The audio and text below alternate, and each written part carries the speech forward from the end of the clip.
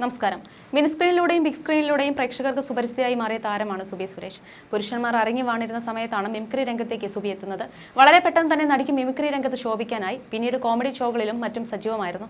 സൂര്യ ടിവിയിൽ സംപ്രേഷണം ചെയ്തിരുന്ന കുട്ടിപ്പട്ടാളം എന്ന പരിപാടിയിൽ സുബിയായിരുന്നു അവതാരികയായി എത്തിയത്. സുബി സുരേഷിന്റെ മരണം ഉൾക്കൊള്ളാനാവാതെ ഞെട്ടലിലാണ് സിനിമാ ലോകവും സുബിയെ സ്നേഹിക്കുന്നവരും. 42-കാരിയായ സുബി കരൾ സംബന്ധമായ അസുഖത്തെ തുടർന്നാണ് ചികിത്സയിലിരിക്കെ അന്തരിച്ചത്. ടിനി ടോം സുബിയുടെ മരണവാർത്ത പുറത്തുവിട്ടപ്പോൾ ആദ്യം സോഷ്യൽ മീഡിയ ഉപയോഗിക്കുന്നവർ വിശ്വസിക്കാൻ തയ്യാറായിരുന്നില്ല. അത്രത്തോളം ഇഷ്ടമായിരുന്നു സുബിയെ. തന്റെ വിഷമങ്ങളൊന്നും സുബി ആരെയും അറിയിച്ചിരുന്നില്ല. ഇപ്പോഴത്തെ സുബിയുടെ ഓർമ്മകൾ പങ്കുവെച്ച് താരത്തിന്റെ കുടുംബം പ്രേക്ഷകർക്ക് മുമ്പിൽ എത്തിയിരിക്കുകയാണ്. യഥാർത്ഥത്തിൽ പരിപാടികൾക്ക് കൃത്യമായി പൈസ വാങ്ങാൻ സുബിയെ പഠിപ്പിച്ചത് രമേശ് പിഷാരടിയാണെന്നാണ് കുടുംബം പറയുന്നത്. ഒരു യൂട്യൂബ് ചാനൽ നൽകിയ അഭിമുഖത്തിൽ സംസാരിക്കവെയാണ് സുബിയുടെ അമ്മയും സഹോദരനും സംസാരിച്ചത്. അമൃത ടിവിയിൽ അടുത്തിടെ ഓർമ്മയിൽ നിന്നും എന്ന പരിപാടിയിൽ പങ്കെടുത്തുകൊണ്ട് ഡയാന സിൽവസ്റ്റർ പറഞ്ഞ ഒരു കാര്യമുണ്ട്. സിനിമാല എന്ന പരിപാടിയിൽ ഏറ്റവും കൂടുതൽ പ്രതിഫലം വാങ്ങിക്കുന്നത് സുബിയാണ്. 10 വർഷം സിനിമാല ചെയ്തിട്ട് അവസാനം സുബി മേടിച്ചത് 2000 രൂപയാണ്. അതിൽ 200 രൂപ ടാക്സും കഴിച്ചിട്ട് 1800 രൂപ കിട്ടും. ഡ്രസ്സ് മേടിക്കേണ്ട 10,000 രൂപയ്ക്ക് വരെ സുബി ഗൾഫിൽ പോയി പ്രോഗ്രാം ചെയ്തിട്ടുണ്ട്. ഇങ്ങോട്ട് പോരുമ്പോൾ മേടിക്കുന്ന എന്തെങ്കിലും ഒരു സാധനത്തിന് വേണ്ടി അത് ചിലവഴിക്കേണ്ടി വരുമെന്നും അമ്മ പറയുന്നു. സുബിക്ക് കാശ് കിട്ടി തുടങ്ങിയ കാലഘട്ടത്തിലാണ് അവൾ പോയത്. കുട്ടിപ്പട്ടാളം എന്ന പരിപാടി തുടങ്ങിയതിൽ പിന്നാലെയാണ് അവൾ രക്ഷപ്പെടുന്നത്.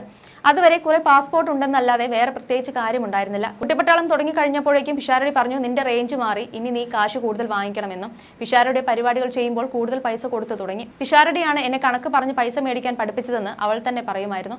അങ്ങനെയുള്ള പരിപാടികളൊക്കെ വന്നു തുടങ്ങിയപ്പോഴേക്കും അവൾ പോയി. രമേശ് പിഷാരടി കലാകാരന്മാർക്ക് വലിയ വില കൊടുക്കുന്ന വ്യക്തിയാണ്. അടുത്തിടെ ഇവിടെ വന്ന ഒരാൾ ചോദിച്ചത്, മമ്മൂട്ടിയും മോഹൻലാലും നിങ്ങൾക്ക് ഒന്നും തന്നില്ലേ എന്നായിരുന്നു. മോഹൻലാലിനെയും മമ്മൂട്ടിയെയും സുബിക്ക് നല്ല രീതിയിൽ അറിയാം. അവർ തമ്മിൽ തമാശകൾ പറയാറുണ്ട്. അത്രയും ബന്ധങ്ങളുണ്ടെങ്കിലും അത് നമ്മൾ മുതലെടുക്കില്ല. സത്യൻ അന്തിക്കാടിൻ്റേത് ഒഴികെ എല്ലാ പ്രമുഖ സംവിധായകരുടെയും പടത്തിൽ അവൾ അഭിനയിച്ചിട്ടുണ്ട്. ഓരോരുത്തരും അഭിനയിക്കാൻ വിളിക്കും. അത് അഭിനയിച്ചു പോരുമല്ലാതെ വീണ്ടും അതിന്റെ പുറകിൽ പോകുന്ന പരിപാടി സുബിക്കില്ലെന്നും സുബിയുടെ അമ്മ പറയുന്നു. സുബിയുടെ മരണത്തിന് ശേഷം അങ്ങനെ ആരും വിളിക്കാറില്ല. പിഷാരടിയും ടിനി ടോമും വിളിക്കും. മഞ്ജു വാര്യരും വിളിച്ചിരുന്നു. അവർക്ക് അതിന്റെ ആവശ്യമൊന്നുമില്ല. എന്റെ ഭർത്താവിന് ക്യാൻസർ ആണെന്ന് ആരോ അറിഞ്ഞു വിളിക്കുകയാണ്. അവർ വന്നപ്പോഴും എന്തെങ്കിലും ആവശ്യമുണ്ടെങ്കിൽ പറയണമെന്ന് പറഞ്ഞു. പക്ഷേ ഉള്ള സ്നേഹം നിലനിർത്തുക എന്നതല്ലാതെ നമ്മൾ ആരോടും സഹായം ചോദിക്കുന്നില്ല. മന്ത്രി പി രാജീവും ഇവിടെ വന്ന് എന്ത് ആവശ്യമുണ്ടെങ്കിലും വിളിക്കണമെന്ന് പറഞ്ഞിരുന്നു. അങ്ങനെ വിളിക്കേണ്ട ഒരു ആവശ്യം ഇതുവരെ വന്നിട്ടില്ല. ആവശ്യം വന്നാൽ വിളിക്കാമെന്നും അമ്മ കൂട്ടിച്ചേർക്കുന്നു. സുബിയുടെ മരണത്തിന് പിന്നാലെ സുബിയുടെ അമ്മയെ പോലെ ഒറ്റപ്പെട്ടുപോയ ഒരു വ്യക്തിയുണ്ട്. സുബിയുടെ ഭാവി വരനായിരുന്നു രാഹുൽ. അദ്ദേഹം സുബി അവസാനമായി കാണാനെത്തിയ നിമിഷം ഇന്നും മലയാളികളുടെ മനസ്സിലുണ്ട്. സുബിയുടെ ഓർമ്മ ദിവസത്തിൽ രാഹുൽ പങ്കുവച്ച ചിത്രങ്ങളെല്ലാം തന്നെ വൈറലായിരുന്നു. സുബിയുടെ കൂടെ യാത്ര ചെയ്തപ്പോൾ എടുത്ത ചിത്രങ്ങളും വീഡിയോസും ഒക്കെ കൂട്ടിച്ചേർത്തൊരു വീഡിയോയാണ് രാഹുൽ പോസ്റ്റ് ചെയ്തത്. എന്റെ ജീവിതാഭിലാഷമെല്ലാം പങ്കുവയ്ക്കാനായി എന്ന് തുടങ്ങുന്ന പാട്ടും രാഹുൽ ഇതിനൊപ്പം കൊടുത്തിരിക്കുകയാണ്. മരിക്കുന്നതിന് കുറച്ചു മുമ്പായി ആയിരുന്നു തന്നെ വിവാഹം കഴിക്കാമെന്ന് പറഞ്ഞ് ഒരാൾ പുറകെ കൂടിയിട്ടുണ്ടെന്ന് സുബി സുരേഷ് വ്യക്തമാക്കിയത്. താലി വരെ വാങ്ങിയിട്ട് എന്നെ കെട്ടണമെന്ന് പറഞ്ഞ് രാഹുൽ പുറകെ നടക്കുകയാണെന്നാണ് തമാശ രൂപേണ സുബി പറഞ്ഞത്. തനിക്ക് സുബിയെ ഇഷ്ടമാണെന്ന് രാഹുൽ സമ്മതിച്ചു. അങ്ങനെ സുബിയും രാഹുലും വൈകാതെ വിവാഹിതരാകുമെന്ന് റിപ്പോർട്ടുകൾ പ്രചരിക്കുന്നതിനിടയിലാണ് അസുഖബാധിതയായി സുബി ആശുപത്രിയിലാവുന്നത്. ഇക്കാര്യം പുറലോകം അറിഞ്ഞത് പോലുമില്ല. നേരത്തെ കരളോഗമുണ്ടായിരുന്ന സുബിക്ക് മഞ്ഞപ്പിത്തം കൂടി ബാധിച്ചതോടെ സ്ഥിതി വളരെ മോശമായിരുന്നു. കലാഭവനിൽ പരിപാടികളൊക്കെ ചെയ്ത് സ്റ്റേജ് പരിപാടികളുമായി തിരക്കിലായിരുന്നു രാഹുൽ. വിവാഹം കഴിക്കണമെന്നൊന്നും ഇല്ലായിരുന്നു. അങ്ങനെ ഒരു ആഗ്രഹം തോന്നിയത് സുബിയെ കണ്ടപ്പോഴാണ്. ഇപ്പോൾ അവൾ ഇല്ല.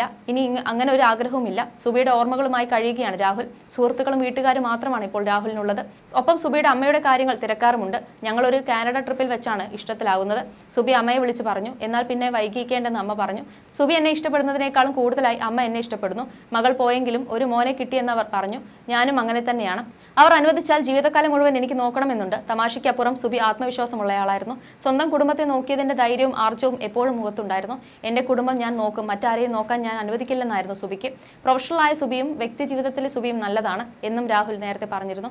സുബിയുടെ അമ്മയുടെ വലിയ ആഗ്രഹമായിരുന്നു മകളുടെ വിവാഹം. കാനഡയിൽ വെച്ചാണ് ഈ രാഹുൽ എന്നെ കല്യാണം കഴിക്കാൻ പോകുകയാണെന്ന് സുബി പറഞ്ഞത്. അതിനെന്താ, ആയിക്കോട്ടെ, ഒരു കുഴപ്പമില്ലെന്ന് ഞാനും പറഞ്ഞുവെന്നും അമ്മ പറഞ്ഞിരുന്നു. തന്റെ അമ്മയെ വിട്ടു പിരിയാൻ താല്പര്യമില്ലാത്തതിനാലാണ് വിവാഹത്തോട് പലപ്പോഴും താല്പര്യമില്ലാത്തതെന്ന് സുബി നേരത്തെ പറഞ്ഞിരുന്നു. സുബിക്ക് കരൾ രോഗമില്ല. പൊട്ടാസ്യം, സോഡിയം എന്നിവ കുറവായിരുന്നു. ജാർഖണ്ഡിൽ നിന്നും വന്ന ശേഷം പാലക്കാട് ഒരു പരിപാടിക്ക് പോയിരുന്നു.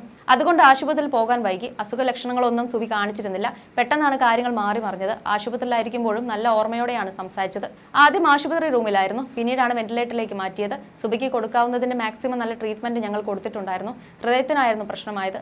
നമ്മൾ അവയവം ചോദിച്ചു ചെന്നതല്ല. സുബിയുടെ ബന്ധു ഇങ്ങോട്ട് വന്ന് അവയവം തരാൻ സമ്മതം അറിയിച്ചതാണ്. സുബി എല്ലാ ആരാധകരെയും കെയർ ചെയ്യും, ഒരിക്കലും താല്പര്യമില്ലെന്ന് പറഞ്ഞു പോകാറില്ല. മണിച്ചേട്ടനും സുബിക്കും കുറെ കാര്യത്തിൽ സാമ്യതയുണ്ട്. അവർക്ക് രണ്ടുപേർക്കും സഹജീവി സ്നേഹമുണ്ട്. സുബി മരണവീടുകൾ പോകാറില്ലായിരുന്നു. മറ്റുള്ളവരുടെ കരച്ചിൽ കാണാൻ കഴിയാത്തതുകൊണ്ട് സുബിയെയും കൊണ്ട് ഏത് പ്രോഗ്രാമിനും പോകാം, ഒരു ശല്യവുമില്ല എന്നും രാഹുൽ പറഞ്ഞിരുന്നു.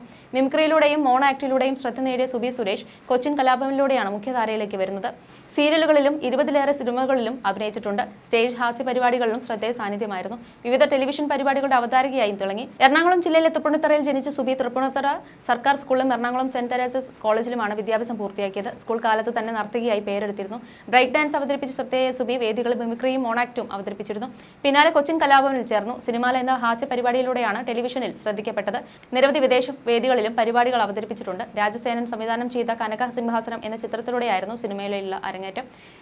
പഞ്ചവർണ്ണത്തത്ത, drama, 101 wedding, Grihanathan, Killadi Raman, lucky jokers, Elsamma Enna Aankutty, Thaskara ലഹള, ഹാപ്പി ഹസ്ബൻഡ്സ്, ഡിറ്റക്റ്റീവ് ഡോൾസ് തുടങ്ങിയ സിനിമകളിൽ അഭിനയിച്ചിട്ടുണ്ട്. ടെലിവിഷനിൽ സുബി അവതരിപ്പിക്കുന്ന പരിപാടികൾക്ക് ജനപ്രീതി ഏറെയായിരുന്നു. സുബി സുരേഷിന്റെ അകാല വിയോഗത്തിൽ മുഖ്യമന്ത്രി പിണറായി വിജയൻ അനുശോചനം അറിയിച്ചു. ഏറെ ഭാവിയുള്ള ഒരു കലാകാരിയാണ് സുബിയുടെ നിര്യാണത്തിലൂടെ നഷ്ടപ്പെട്ടതെന്ന് മുഖ്യമന്ത്രി അനുശോചന സന്ദേശത്തിൽ പറഞ്ഞിരുന്നു.